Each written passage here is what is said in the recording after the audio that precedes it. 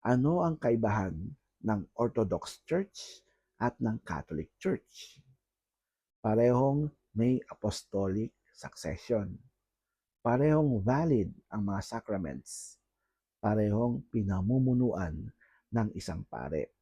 Kung sa Catholic Church ang tawag natin ay bishop, sa Orthodox Church ang tawag naman ay patriarch.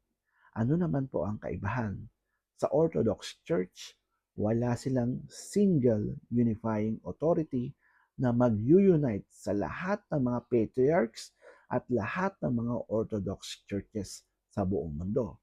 Samantalang sa Catholic Church naman, meron tayong single unifying authority na mag-unite sa lahat ng mga Katoliko at lahat ng simbahan sa buong mundo.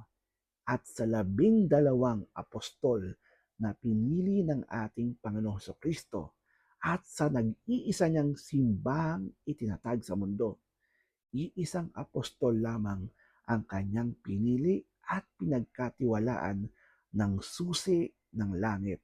At ito ay si Pedro, kung saan kung anumang ipagbabawal niya dito sa lupa ay ipagbabawal sa langit.